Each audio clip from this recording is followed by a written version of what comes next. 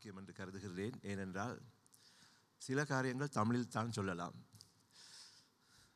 ஆங்கிலத்தில் சொல்ல முடியாது. தண்ணீர் செலவென்று ஓடுகிறது, இது ஆங்கிலத்தில் சொல்ல முடியாது. சொல்லலாமா? நிலவுக்கு என்மேல் என்னடி கோபம், நெருப்பா எரிகிறது, ஆங்கிலத்தில் சொல்லலாமா? முடியாது. அதே போலவே தமிழருக்கு உரிய சில பாரம்பரியங்கள், அதை பற்றி எடுத்து சொல்வது தமிழ் சபைக்கு மட்டும்தான் பொருந்தும். ஆங்கிலவருக்குரிய பாரம்பரியங்கள் இருக்கின்றன, அது அவர்களுடைய அந்த ஆராதனையில் மட்டும்தான் சொல்லலாம். அவர்களுக்கு இது புரியாது, இவர்களுக்கு அது புரியாது. அப்படிப்பட்ட ஒரு நிலையிலே நாங்கள் எல்லோரும் தமிழ் பற்று உள்ளவர்கள். தமிழ் பற்று நல்லது, ஆனால் தமிழ் வெறிதான் கூடாது. ஆமேன். இன்று கர்த்தர் எனக்கு கொடுத்த காரியம் என்னவென்றால், ரோமர் 12ஆம் அதிகாரம்.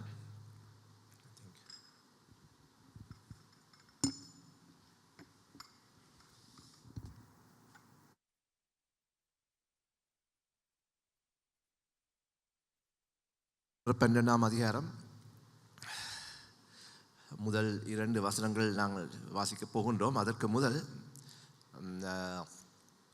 சில காரியங்களை சொல்ல வேண்டும். வேதாகமத்திலே உங்களுக்கு பிரசங்கங்கள் செய்யும் பொழுது எங்களுக்கு பரிச்சயமான வசனங்கள் மீண்டும் மீண்டும் மீண்டும் போதிக்கப்படுகின்றன. அப்படி பரிச்சயமான வசனங்கள் போதிக்கப்படும் பொழுது நாங்கள் எங்கள் உள்ளங்களை மூடிவிடக்கூடாது. ஏனென்றால் அதற்கு ஒரு காரணம் இருக்கின்றது. மீண்டும் மீண்டும் சில காரியங்களை ஆண்டவர் உணர்த்துவது எம்மை தயார்படுத்துவதற்காக. நாங்கள் மீண்டும் மீண்டும் செய்திகளை கேட்கின்றோம். பிரதர் ராஜசேகர் பேசியிருக்கின்றார், பிரதர் வீரசுதன், பிரதர் ஸ்டீவன். சிலவளை நான் சபைக்கு வராவிட்டாலும் யூடியூபிலே அதை பார்ப்பேன். எல்லா விதமான செய்திகளும் எம்மை தயார்படுத்துகின்றன. கர்த்தர் தன்னுடைய கிருபையினாலே தயார்படுத்தும் ஒரு செய்தியாகவே நாங்கள் பார்க்க வேண்டும். அடிக்கடி நாங்கள் பார்க்கிறோம், இயேசு சொல்லுகின்றார், மெய்யாகவே மெய்யாகவே உங்களுக்கு சொல்லுகின்றேன், திருப்பி. ஆகையினாலே நாங்கள் சில வசனங்களை பார்க்கும் பொழுது அதை எமது உள்ளங்களை மூடிடக்கூடாது. இது எனக்கு தெரிந்த வசனம் தானே, கட்டகுமாரன் கதை எனக்கு தெரியும், விதைக்கிறனோமே இது எனக்கு தெரியும், அப்படி சாத்தான் சொல்லிவிடுவான், அதை நம்ப வேண்டாம். சரி, இப்போது நாங்கள் 12ஆம் அதிகாரம் ரோமர் 12 முதல் 2 வசனங்களை பார்ப்போம்.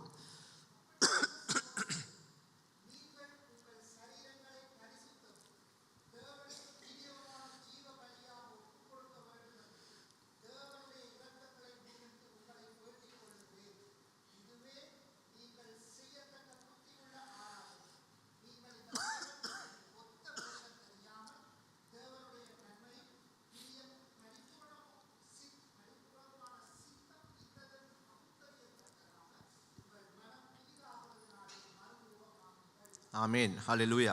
நாங்கள் பார்க்கிறோம், இந்த ரோமருக்கு எழுதின இந்த 12ஆம் அதிகாரத்திலே, ரோமர் சபைக்கு பவுல் அப்போஸ்தலன் எழுதின இந்த கடிதத்திலே 12ஆம் அதிகாரத்திலே அதை ஆரம்பிக்கிறது என்னவென்றால், அப்படி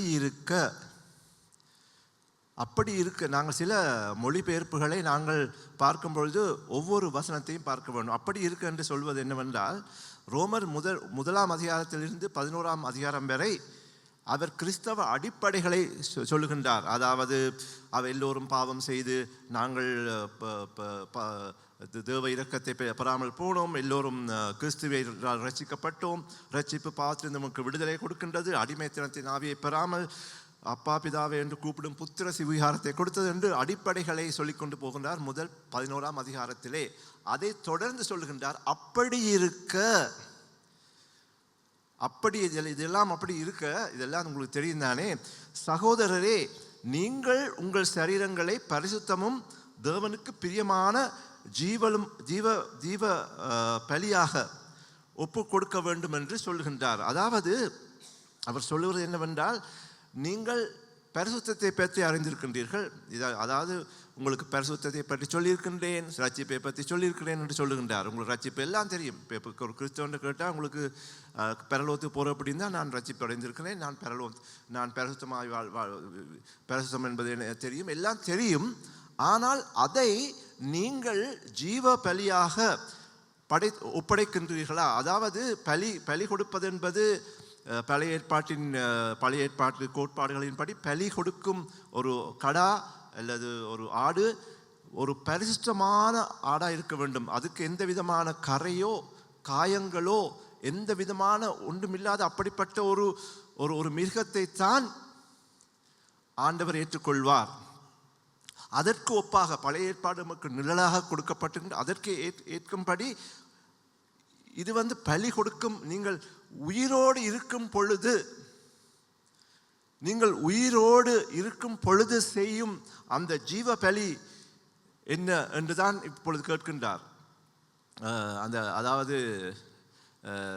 நாங்கள் நமது வாழ்க்கையிலே இந்த பட்டணத்தாரை பற்றி பயப்பட்டு நாங்கள் இந்து சமயத்தை போதிக்கவில்லை. அவர் சொல்கின்றார், அத்தம்பும் வாழ்வும் அகத்துமட்டே விளியம் ஒழுக மெத்திய மாதரும் வீடுமட்டே அப்படி சொல்லுகின்றார். சுற்றி தொடரும் இருவினை புண்ணிய பாவியமே. உங்களுக்கு தொடர்ந்து வருவது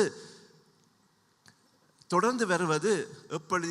தொடர்ந்து வருவது நீங்கள் வாழும் வாழ்க்கையிலே உயிரோடு இருக்கும் காலங்களிலே நீங்கள் செய்யும் அந்த காரியங்கள் தான் சுற்றி தொடரும் இருவினை புண்ணிய பாவமுமே என்று அந்த பட்டணத்தாரின் அந்த கதைகளை அந்த கவிதையிலே சொல்லப்பட்டிருக்கின்றார். அதைத்தான் கவிஞர் கண்ணதாசன் வீடு வரை உறவு வீதி வரை மனைவி என்று அந்த இலகு தமிழிலே சொல்லியிருக்கிறார். அது அதன் அடிப்படை கருத்து. நீங்கள் வாழும் பொழுது, நீங்கள் ஜீவனுள்ள மனிதர்களாய் வாழும் பொழுது உங்கள் சரீரங்களை பரிசுத்தமும் தேவனுக்கு பிரியமுள்ள, அதாவது நீங்கள் பரிசுத்தமும் தேவனுக்கு பிரியமான ஜீவ பலியாக ஒப்பு கொடுக்க வேண்டும் என்று தேவனுடைய இரக்கங்களை முன்னிட்டு உங்களை வேண்டிக் கொள்கின்றேன். அதாவது தேவனுக்கு பிரியமுள்ள ஜீவ பலி என்றால் என்ன சொல்லுகின்றார்? தேவனுடைய சித்தத்தின்படி நாங்கள் சில காரியங்களை எமது கிறிஸ்தவ வாழ்க்கையிலே கூட நாங்கள் செய்யலாம். அதாவது ஊழியங்கள் செய்யலாம், வித்தியாசமான ஊழியங்கள் செய்யலாம். ஆனால் அது தேவனுக்கு பிரியமான ஊழியமா, எமக்கு பிரியமான ஊழியமா? போதிக்க எல்லாருக்கும் விருப்பம், ஓகே, பாட்டு சபையிலே லீட் பண்ணுறதுக்கு விருப்பம், ஆனால் பின்னாலே இருந்து வரவேற்பதற்கு விருப்பம் இல்லை. வேறு விதமான காரியங்களை ஆண்டவர் அனுப்பும்போது அது எனக்கு விருப்பம், எனக்கு இப்படித்தான் விருப்பம் என்று சொல்லாமல் கடவுளோட அவருக்கு பிரியமுள்ள தேவனுக்கு பிரியமான ஜீவ பலியாக ஒப்பு கொடுக்க வேண்டும் என்று தான் சொல்லுகின்றார். அதாவது அந்த அடிக்கடி நாங்கள் சொல்லுகின்றவர்களும் அந்த நாட்களில் அநேகர் என்ன சொல்லுவார்கள்?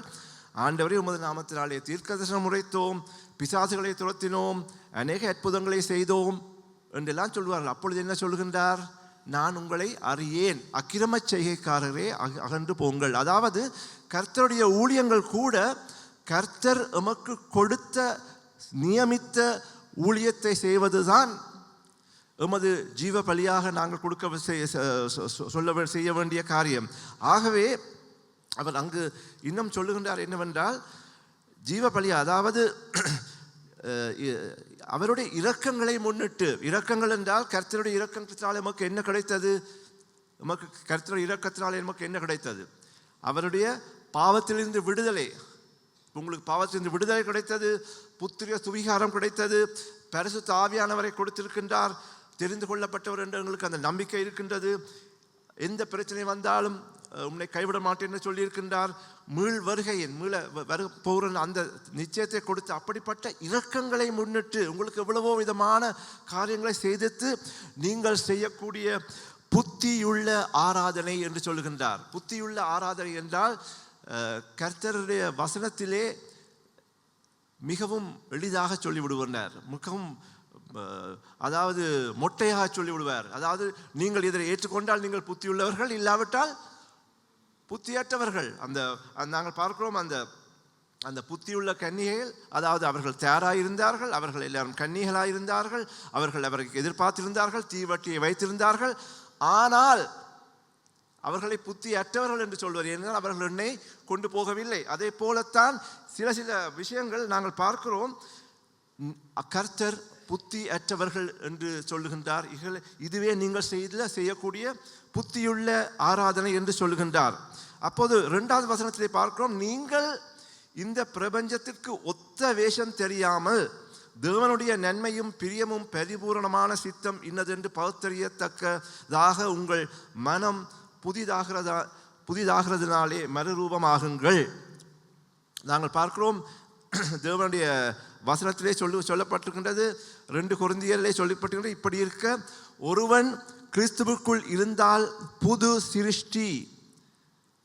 சிருஷ்டி, பழையவைகள் ஒளிந்து போம், எல்லாம் புதியதாய் மாறும். நாங்கள் கிறிஸ்தவர் என்று சொல்லும் பொழுது, கிறிஸ்தவை கொள்ளும் பொழுது நமது வாழ்க்கையிலே பழையன எல்லாம் கழிந்து போகும். பழையன கழிதலும் புதியன புகுதலும் என்று சொல்வார்கள் புது வருட காலத்தில். அதாவது எமது இனம் கிறிஸ்தவம், எமது மதம் கிறிஸ்தவம், எமது மொழி கிறிஸ்தவம். அப்படித்தான் நாங்கள் பார்க்க வேண்டுமே தவிர, நாங்கள் பழைய முறையிலே நாங்கள் எப்படி அழைக்கிறோமோ அப்படி அழைக்க முடியாது. ஆகவே அதனால் சொல்கின்றார், நீங்கள் இந்த பிரபஞ்சத்துக்கு ஒத்த வேஷம் தெரியாமல், அதாவது உலகத்திலே சில நியதிகள் கொடுக்கப்படுகின்றன, எமது சமுதாயத்திலே சில நியதிகள் கொடுக்கப்படுகின்றன, எமது சம்பிரதாயங்களிலே சில நியதிகள் இருக்கின்றன. அவற்றை நாங்கள் என்ன காரியம் வந்தாலும் நாங்கள் அதை சில வேளைகளில் விட்டு விடுவதில்லை. உலக நியதிகள், உலக மரபுகள் எம்மை ஆட்கொள்ளக்கூடும். ஆனால் அவற்றிலே நீங்கள் பகுத்தறிய வேண்டும், எதை செய்யலாம், எதை செய்யக்கூடாது, எதை செய்யக்கூடாது. நாங்கள் பகுத்தறிவதுதான் கர்த்தர் நமக்கு கொடுக்கும் அந்த ஒரு கட்டளையாக இருக்கின்றது. ஒருவன் கிறிஸ்துவுக்குள் இருந்தால் அவன் ஒரு புது சிருஷ்டி. நாங்கள் எல்லோரும் ஒரு புது சிருஷ்டி. நாங்கள் புது சிருஷ்டி என்று எத்தனை பேர் சொல்வீர்கள்? முற்று முழுதாக நாங்கள் புது சிருஷ்டி. நாங்கள் பார்க்கிறோம், சில வேளைகளிலே கிறிஸ்தவர்கள் கூட அந்த புது சிருஷ்டி என்று சொல்வதற்கு தகுதி உள்ளவர்கள் தான். ஆனால் சில காரியங்கள் இல்லாட்டி ஒரு காரியத்திலே அதை தவற விட்டு விடுவோம், ஒரு காலத்திலே தவற விட்டு விடுவோம். நாங்கள் எமது தமிழ் கலாச்சாரத்திலே, தமிழ் இதை பற்றி சொன்னேன், தமிழ் கலாச்சாரத்திலே பின்னி பிணைந்த சில மரபுகள் இருக்கின்றன. அவை கிறிஸ்தவ வேதத்துக்கு சொன்ன காரியத்துக்கு ஒத்துப்போகின்றன. அதாவது என்ன சொல்லுவோம், அதாவது திருக்குறளை சொல்ல போனால் ஒருவனுக்கு ஒருத்தி, தமிழ் பரப்பு ஒருவனுக்கு ஒருத்தி என்று உறவு கண்டோம் திருக்குறளினிலே. அதாவது கிறிஸ்தவர் காரியத்திலும் அப்படித்தான் சொல்லியிருக்கின்றார்கள். ஒருவரை திருமணம் முடித்த பிறகு அவர்கள் 2 பேரும் ஒரே சரீரமாக மாறுவார்கள் என்று கர்த்தருடைய வசனம் சொல்கின்றது. அதற்கு ஒன்றாக இருக்கின்றது. ஆனால் சில காரியங்கள் இருக்கின்றன, அவை எமது கிறிஸ்தவ வேதத்திற்கு ஒவ்வாத காரியங்களாக இருக்கின்றன. நாங்கள் பார்க்கிறோம், எமது சமுதாயத்திலே பின்னி பிணைந்த ஒரு சாபக்கேடு என்ன? சாதி பார்ப்பது. சாதி பிரச்சனை ஒன்று இருக்கின்றது. மற்றது பிரதேசவாதம். தெரிஞ்சால் கையை ஊத்துங்க பார்ப்போம். பிரதேசவாதம் என்ன? இவன் யாழ்ப்பாணத்தான், இவன் மட்டக்களப்பான், இவன் திருகோணமலை, இவன் மலை நாட்டு, அப்படி இப்படின்னா கிறிஸ்தவர்கள் கூட பார்க்கிற ஒரு காரியங்கள் இருக்கின்றன. ஓமோ இல்லையோ? ஆகவே அப்படிப்பட்ட காரியங்களும், அதாவது கர்த்தர் சொல்கின்றார், இந்த பிரபஞ்சத்திற்கு ஒத்த வேஷம் தெரியாமல் தேவனுடைய நன்மையும் பிரியமும் பரிபூர்ணமான சித்தம் இன்னதென்று பகுத்தறியத்தக்கதாக உங்கள் மனம் புதிதாகிறதுனாலே மறுரூபமாகுங்கள். அதாவது கர்த்தர் அது மட்டும் இல்லை, நாங்கள் சில வேளையில் பார்க்கிறோம், எமது கிறிஸ்தவர்கள் கூட சில காரியங்களிலே நாங்கள் பார்க்கிறோம், எண் சாத்திரம் பார்ப்பார்கள். அவங்களோட பிறந்த நாள் என்ன? 16 6 நல்ல நம்பர். அப்படி சொல்லுவீர்களா? கர்த்தர் கர்த்தர் சொல்லுகின்றார். உபாகமத்தை வாசிப்போம். உபாகமம் 18ஆம் அதிகாரம், உபாகமத்தின் பரிசோற்று அதில் நாள் பார்க்கிறவர்களும் நாளியை பார்க்கிறவர்களையும் பற்றி என்ன சொல்கின்றார்னு பார்ப்போம். உபாகமம் 18:9-12 வாசிங்கோ. உன் தேவனாகிய கர்த்தர் உனக்கு கொடுக்கும் தேசத்திலே நீ போய் சேரும்போது அந்த ஜாதிகள் செய்யும் அருவருப்புகளின்படி செய்ய கற்றுக்கொள்ள வேண்டாம். தன் மகனையாவது தன் மகளையாவது தீக்கடக்க பண்ணுகிறவனும், குறி சொல்லுகிறவனும், நாள் பார்க்கிறவனும், அஞ்சனம் பார்க்கிறவனும், சூரியக்காரனும், மந்திரவாதியும், சன்னத்தக்காரனும், மாயவித்தைக்காரனும், செத்தவர்களிடத்தில் குறி கேட்கிறவனும் உங்களுக்குள்ளே இருக்க வேண்டாம். இப்படிப்பட்டவைகளை செய்கிறவனவனும் கர்த்தருக்கு அருவருப்பானவன். இப்படிப்பட்ட அருவருப்புகளின் நிமித்தம் உன் தேவனாகிய கர்த்தர் அவர்களை உன் முன்னின்று துரத்தி விடுகிறார். அல்லேலூயா. அதாவது குறி சொல்கிறவர்களும் நாள் பார்க்கிறவர்களும் கர்த்தருடைய பார்வையிலே அருவருப்பானவர்கள். சிலவர்கள் சொல்லுவார்கள், நாங்கள் நாள் பார்க்கிறதில்லை என்றாலும் கடவுளே என்று அந்த சரியான நாளில் தான் அந்த கல்யாணம் முடிச்சிருக்கிறோம். அப்போ அதற்கு எந்த விதமான சம்பந்தமும் இல்லை. அதாவது கர்த்தர் இதைத்தான் சொல்லுகின்றார், நீங்கள் இந்த பிரபஞ்சத்தை ஒத்த வேதம் தெரிய வேண்டாம். சில பேர் சொல்வார்கள், நாங்கள் சாதி பார்க்கிற இல்லை என்றாலும் கடவுளே என்று அவர் நல்ல சாதி தான் பிறந்திருக்கிறார். அது சும்மாவே அமைஞ்சிட்டுது. அதாவது இதுதான் சொன்னேன், இது தமிழ் சபைக்கு சொல்கிற செய்தியை தவிர இது ஆங்கில சபைக்கு சொல்லக்கூடாது. அவைகளுக்கு வேறு செய்திகள் இருக்குது, அவையில் நிறைய இருக்குது சொல்கிறதுக்கு. அதான் இது அதாவது அப்படிப்பட்ட காரியம். இது ஒரு வேடிக்கையாக பார்க்கலாம், ஆனால் இப்படிப்பட்டவர்களை கர்த்தர் ஏற்றுக்கொள்ள மாட்டார். கடைசி காலத்தில் இவற்றை ஏற்றுக்கொள்ளவே மாட்டார். இப்படிப்பட்ட குணமும் குணாதிசயமும் இருந்தால் உங்களை கர்த்தர் ஏற்றுக்கொள்ள மாட்டார் என்று கர்த்தருடைய வசனத்தின் மூலமாக சொல்லுகின்றேன். யாழ்ப்பாணத்திலே மயிலங்காடு என்ற இடத்திலே ஒரு என்னுடைய கசின் ஒரு ஆள், நாங்கள் சேர்ந்து ஒரு ஒரு ஒரு ஒரு பாடசாலைன்னு சொல்ல முடியாத ஒரு ஆச்சிரமம் மாதிரி வைத்திருக்கின்றோம். அதில் ஒரு 200 பிள்ளைகள் இருக்கின்றார்கள். அந்த இடத்திலே இருப்பவர்கள் எல்லோரும் தாழ்ந்த சாதி என்று சொல்லும் இனத்தவர்கள், கமம் செய்கிறவர்கள். அவர்களில் 2வது 3வது வகுப்புகளிலே அவர்கள் தகப்பனுடைய தொழிலுக்கு போய்விடுவார்கள், படிப்பதில்லை. அவர்களை படிப்பித்து அவர்களுக்கு கஷ்டமான பாடங்களை படிப்பித்து பாடசாலை முடிந்த பிறகு அவர்களை ஓலெவல் பாஸ் பண்ணுறதுக்கு கொண்டு வரத்துக்கு ஒரு மூளைக்கல் வாலிபர் இல்லம் என்று நாங்கள் ஒன்று இருக்கின்றது. எந்த விதமான கிறிஸ்தவம் என்று சம்பிரதாயங்களும் சொல்லுவதில்லை, இயேசுவை பற்றி சொல்வதில்லை. ஆனால் அதில் ஒரு சர்வீஸ் பின்னர் நடக்கும். அதை தவிர ஒருவரையும் நாங்கள் வெளிந்து அதற்கு வர சொல்லுவதும் இல்லை. அப்படிப்பட்ட அந்த பாடசாலையிலே சில டீச்சர்ஸ் மாதிரி இருக்கணும். சில பாடங்களுக்கு உங்களுக்கு ஆசிரியர் பற்றாக்குறை ஒன்று இருந்தது. அப்போது அதுக்கு கிட்ட ஒரு பாடசாலை இருந்து அந்த பாடசாலையில் அதிபருடன் அந்த முகாமையாளர் போய் கதைத்தார். எங்களுக்கு 2-3 டீச்சர்ஸ் தேவைப்படுது, அவைகளுக்கு நாங்கள் ஒரு சம்பளம் கொடுப்போம். அந்த 1:30க்கு பிறகு வந்து ஒரு 1 மணித்தியாலம் 2 மணித்தியாலம் இந்த பிள்ளைகள் படிப்பிக்க முடியுமோ உண்டு. அப்போ அவர் சொன்னார், உங்களோட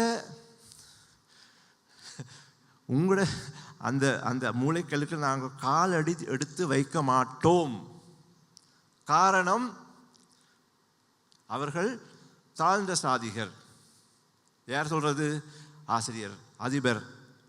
அப்போ எமது சமுதாயத்திலே ஒரு பின்னி பிணைந்த ஒரு சாபக்கேடு, கர்த்தரைக்கு அருவருப்பான ஒரு காரியம். கிறிஸ்தவர்களுக்குள்ளும் இது இருப்பதுதான் இன்னும் பெரிய ஒரு துயரமான காரியம். இப்படிப்பட்ட காரியங்களைத்தான் அவரை சொல்கின்றார், நீங்கள் இந்த பிரபஞ்சத்திற்கு ஒத்த வேஷம் தெரியாமல் தேவனுடைய நன்மையும் பிரியமும் பரிபூர்ணமான சித்தம் இன்னதென்று பகுத்தறியத்தக்கதாக உங்கள் மனம் புதிதாகிறதுனாலே மறுரூபமாகுங்கள் என்று சொல்லுகின்றார். ஆகவே தான் நாங்கள் சொல்லுகின்றோம், தேவன் உங்கள் உள்ளத்தை பார்க்கின்றார், உங்கள் எண்ணங்களை பார்க்கின்றார். நாங்கள் எவ்வளவுதான் சபைக்கு வந்தாலும், எவ்வளவுதான் பாடல் பாடினாலும், துதித்தாலும், எல்லா விதமான காரியங்கள் செய்தாலும், இப்படிப்பட்ட காரியங்கள் இன்னமும் இருந்தால், சில வேளைகளே எல்லாவித காரியங்களும் நல்லா இருப்பார்கள். ஆனால் சில சில காரியங்களிலே அவர்கள் மாற்றம் அடைந்திருக்க மாட்டார்கள். நாங்கள் பார்க்கிறோம், அந்த ஐஸ்வர்யமுள்ள அந்த வாலிபன் வந்து, நல்ல போதகரே, நித்திய ஜீவனை அடையும்படிக்கு நான் என்ன செய்ய வேண்டும் என்று கேட்கின்றான்.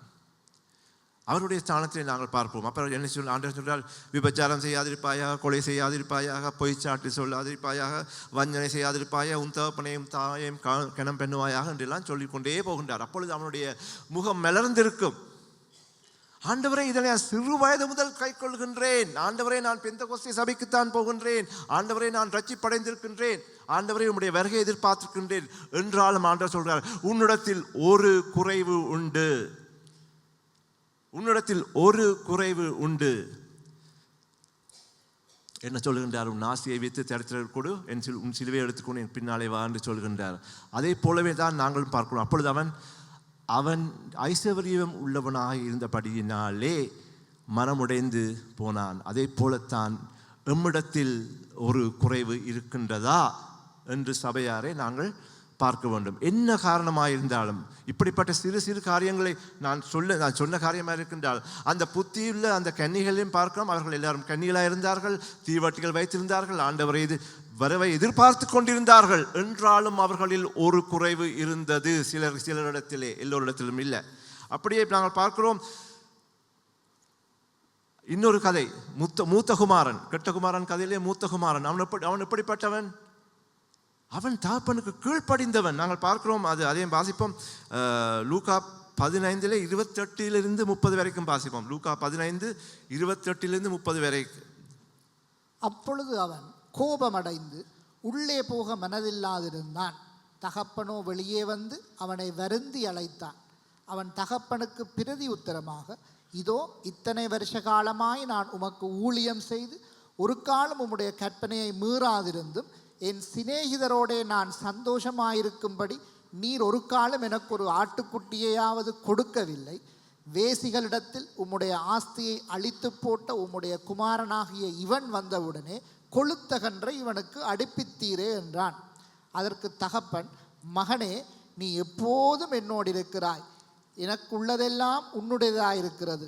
உன் சகோதரனாகிய இவனோ மரித்தான், திரும்பவும் உயிர்த்தான், காணாமல் போனான், திரும்பவும் காணப்பட்டான். ஆனபடியினாலே நாம் சந்தோஷப்பட்டு மகிழ்ச்சியாயிருக்க வேண்டுமே என்று சொன்னார் என்றார். ஹல்லேலூயா. இந்த நாங்கள் பார்க்கிறோம், இந்த மூத்த குமாரன் தகப்பனுக்கு கீழ்ப்படிந்தவன்.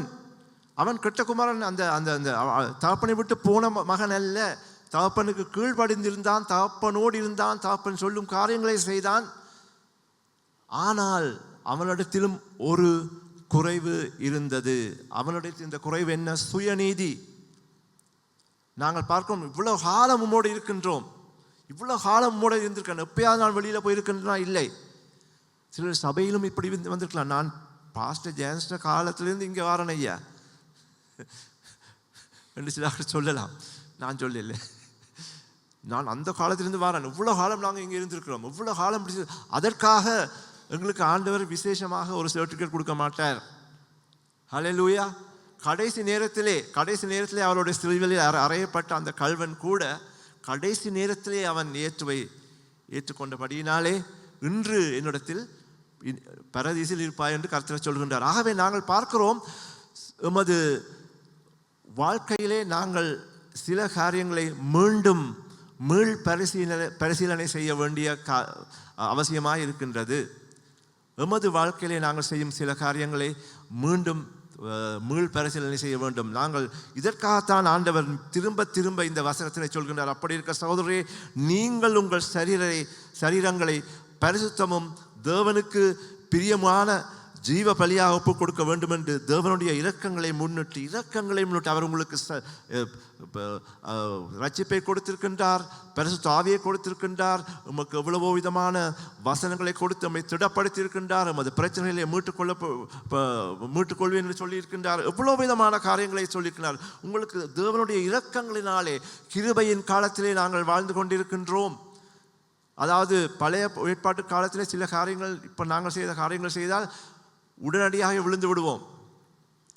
அது இன்னொரு பெரிய ஒரு கதை. ஆகவே நாங்கள் பார்க்கிறோம், அப்படிப்பட்ட இரக்கத்துக்குரிய ஒரு ஆண்டவர் நம்மிடத்தில் இருக்கும் பொழுது நீங்கள் இதை செய்யாவிட்டால் இது எப்படி புத்தியுள்ள ஆராதனையாக இருக்கலாம்? அதனைத்தான் சொல்றார், நீங்கள் செய்யத்தக்க புத்தியுள்ள ஆராதனை நீங்கள் உயிரோடு இருக்கும் பொழுது இதனை செய்யுங்கள். நீங்கள் இந்த பிரபஞ்சத்திற்கு ஒத்த வேஷம் தெரியாமல் தேவனுடைய நன்மையும் பிரியமும் பரிபூர்ணமான சித்தம் இன்னதென்று பகுத்தறியத்தக்கதாக உங்கள் மனம் புதிதாகிறதுனாலே மறுரூபம் ஆகுங்கள் என்று கர்த்தர் சொல்கின்றார்.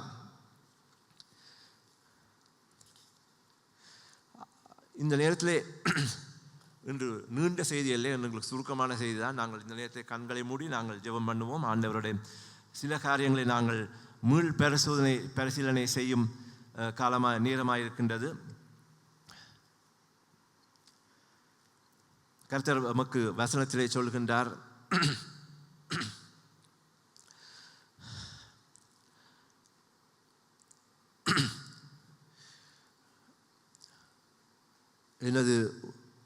நீங்கள் உங்கள் சரீரங்களை பரிசுத்தமும் தேவனுக்கு பிரியமான ஜீவபலியாக ஒப்புக் கொடுக்க வேண்டும் என்று தேவனுடைய இரக்கங்களை முன்னிட்டு உங்களை வேண்டிக் கொள்கின்றேன். இதுவே நீங்கள் செய்யத்தக்க புத்தியுள்ள ஆராதனை. இந்த புத்தியுள்ள ஆராதனைக்கு நாங்கள் எமது வாழ்க்கையிலே ஏதாவது ஒரு காரியம் இருக்கும் என்றால் இந்த நேரத்திலே நாங்கள் அவருக்கு அறிக்கை செய்வோம். இது நாங்கள் இந்த பார்த்த காரியமாக இருக்கலாம், பார்க்காத காரியங்களாக இருக்கலாம், நாங்கள் செய்த காரியங்களாக இருக்கலாம், செய்யாத காரியங்களாக இருக்கலாம். ஆனாலும் எமது உள்ளத்தில் இப்படிப்பட்ட ஏதாவது ஒரு பிழையான காரியங்கள் நடந்திருந்தால் இது கிருபையின் காலம் சகோதரரே. எந்த காரியமாக இருந்தாலும் கர்த்தாவே என்று இந்த நேரத்தில் நாங்கள் உம்மிடத்தில் அதை ஒப்புக் கொடுக்கின்றேன் நாங்கள் சொல்லுவோம். ஆண்டவரே, சில காரியங்கள் மறைவான பாவங்கள், மறைமுகமான பாவங்கள், மற்றவருக்கு தெரியாத பாவங்கள் நான் எனது உள்ளத்தினாலே கூட செய்திருக்கின்றேன் ஆண்டவரே. அவற்றை நான் உம்மிடத்திலே இந்த நேரத்திலே கொடுத்து விடுகிறேன் ஆண்டவரே என்று நாங்கள் சொல்லுவோம். சில வியாக்கியானங்கள், சம்பிரதாயங்கள், உமக்கு ஒவ்வாத காரியங்கள் என்று அறிந்திருந்தும் அவற்றிலே நான் மீண்டும் மீண்டும் போய்கொண்டிருக்கிறேன் ஆண்டவரே. அதற்காக நாங்கள் இந்த நேரத்திலே கர்த்தாவே உமக்கு அதை ஒப்புக் கொடுக்கின்றேன். அதை உமக்கு மறந்து மன்னித்து விடும் ஆண்டவரே நாங்கள் தீர்மானத்தை எடுப்போம். சில வேளைகளிலே இந்த செய்தி நாங்கள் கர்த்தரிடத்தில் இருந்து கேட்கும் ஒரு எச்சரிக்கை அல்லது ஒரு கடைசி செய்தியாக கூட இருக்கலாம். ஆகவே இந்த நேரத்திலே தீர்மானம் எடுப்பது எமது கரங்களிலே தான் இருக்கின்றது. தீர்மானத்தை நாங்கள் உடனடியாக எடுக்க வேண்டும். நாளை அல்ல, நாளை மறுதினம் அல்ல, உடனடியாக கர்த்தாவே இன்று முதல் நான் ஒரு புதிய சிருஷ்டி ஆண்டவரே என்று நாங்கள் கர்த்தருக்கு அறிக்கை சொல்வோம். ஆண்டவரே, என்னை பொறுப்படுத்திக் கொள்ளும் ஆண்டவரே என்று நாங்கள் சொல்லுவோம். கர்த்தாவே, இந்த மாதிரி காரியங்கள் நான் மீண்டும் எனது குடும்பமோ நானோ ஈடுபட மாட்டோம் என்று நாங்கள் ஒரு தீர்மானத்தை எடுப்போம். ஹல்லேலூயா. அன்பும் இரக்கம் உள்ள தேவனே, இந்த காலை நேரத்திலே சுவாமி, உம்முடைய பிள்ளைகள் உம்முடைய வசனத்தை கேட்டிருக்கின்றார் ஆண்டவரே. கர்த்தாவே, உம்முடைய வசனம் நமக்கு நிச்சயமாக 130, 160, 100 பலன் கொடுக்க வேண்டும் என்று நாங்கள் ஜெபிக்கிறோம் தேவனே. கர்த்தாவே, நீர் கிருபையுள்ளவர், நீர் நல்லவர், நீர் வல்லவர், நீர் பரிசுத்தம் உள்ளவர் ஆண்டவரே. ஆகவே இந்த நேரத்திலே கர்த்தாவே நாங்கள் முற்று முழுதாக எம்மை உம்மிடத்திலே அர்ப்பணித்து ஒப்படைத்து எமது மனத்திலே ஒரு புதிய மாற்றத்தை ஏற்படுத்த வேண்டும் என்று நாங்கள் ஜெபிக்கிறோம் கர்த்தாவே. நம்முடைய வாழ்க்கையிலே, நம்முடைய கிறிஸ்தவ ஜீவியத்திலே கர்த்தாவே முற்று முழுதாக ஒரு புதிய மாற்றத்தை நாங்கள் ஏற்படுத்த போகிறேன். இன்று முதல் அந்த தீர்மானத்தை எடுக்கிறேன். நாங்கள் இந்த நேரத்திலே கர்த்தாவே உம்மிடத்தில் முற்று முழுதாக கேட்டுக்கொள்கிறேன் ஆண்டவரே. பொறுப்படும் ஆண்டவரே. நன்றி இயேசு சுவாமி. நன்றி ஆண்டவரே. நன்றி ஆண்டவரே. ஹல்லேலூயா. ஹல்லேலூயா.